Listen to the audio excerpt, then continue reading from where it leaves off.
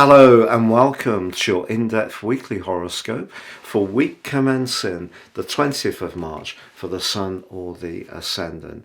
I'm going to give you some standout features to look out for.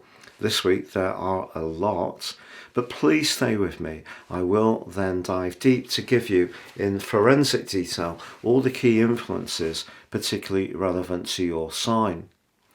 If you are new here, it's great to have your company. If you'd like to comment, this is very much a community and I do interact with each one. But please do also subscribe. If you're a returning visitor, thank you so much for joining me once more. This week begins on Monday with the spring equinox and cardinal quadrant 1. This triggers the first of the 4 quarters of the year. Cardinal basically means leadership. The sign of Aries, where the sun returns to, is a fire sign, and of course it's very much about initiative. So whether it's new things that excite us or ongoing strands that we want to inject with greater vibrancy, this is a fine time to do it. But of course, on Tuesday we have the new moon also in Aries, but this is going to be squaring up with the ruler of Aries, Mars. So although we can try and be more dynamic and positive, what I don't feel we should do is be too reckless in our approach, because Mars's square suggests that if we rush into anything without giving it due consideration, planning and research, it could end up being rather a waste of energy, and we can scatter resources too. But also on Tuesday, there is a beautiful conjunction between Venus and the North Node. This can engender within us our desire to enjoy more sensual pleasures, whether it's good food, good wine, or being up close and personal with someone we are involved with. But Thursday, Pluto arrives in the sign of Aquarius. It's only going to be here 11 weeks this year. It only gets up to 26 minutes. So Pluto doesn't even reach the first degree of Aquarius. But it's still significant, and it's an opportunity for us all to think at a very deep level how we are all connected, because the sign of Aquarius is one of individuality, but it's also one of the group. Now on Saturday, Mars ends its giant journey through the sign of Gemini, which began on August the 20th and emerges into the sign of Cancer. If you are a water sign or a fixed sign, this is something to celebrate almost immediately. The position of Mars in Cancer is not its technical best transit. Of course, Mars does rule the water sign of Scorpio, but also the fire sign of Aries.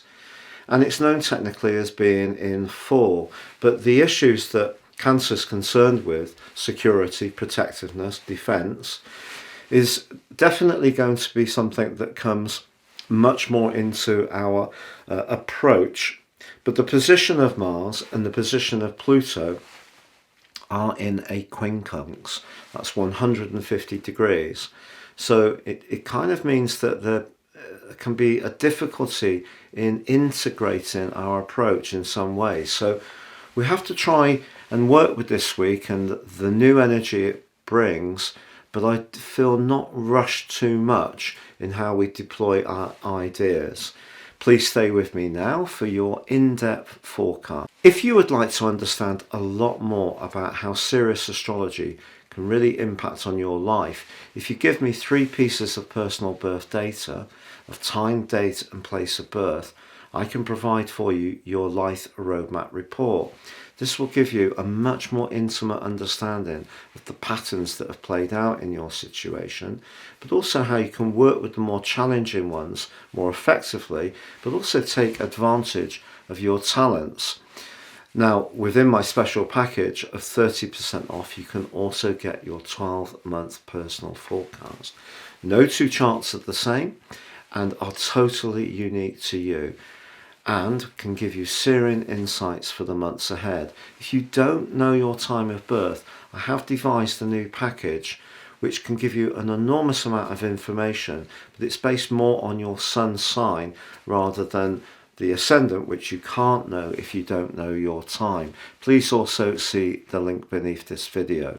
Hello Taurus, so that collection of energy in the 12th house of your situation is asking you to think very carefully about some of the elements of our situations which we don't always want to engage with, the things that worry us, perhaps the things that make us feel a little insecure, where we may feel lower in physical vitality. Is that being driven in any way by some of the way that we're thinking? All of those energies are calling out for attention this week. But with Mars just on the cusp of your 3rd house, there's going to be some intense discussions that could drive some more sensitive strands out into the open, which could prove to be a little bit uncomfortable. And of course, Pluto, the planet which is very much to do with secrets and what's out of sight, then alights on Thursday into the most prominent part of your situation. So it reaches its midday part of your chart. This is really raising your profile. If you're someone who's really keen to gain greater recognition, that is going to be an opportunity over the next 11 weeks that Pluto's in Aquarius. But of course with Pluto, it also can reveal things that we're not necessarily wanting to share. But I feel that Mars, for you personally, moving on Saturday is a good change, because it's been in your 2nd house since August. That in itself is not a bad thing. It's probably given you a lot of motivation to improve your financial situation, but the tangle it's been in with Neptune has really been very dispiriting and draining. Maybe some friendships have changed because your values or theirs have started to diverge in some way. So I think Mars moving into the sign of Cancer for you is telling you to get the communication going again.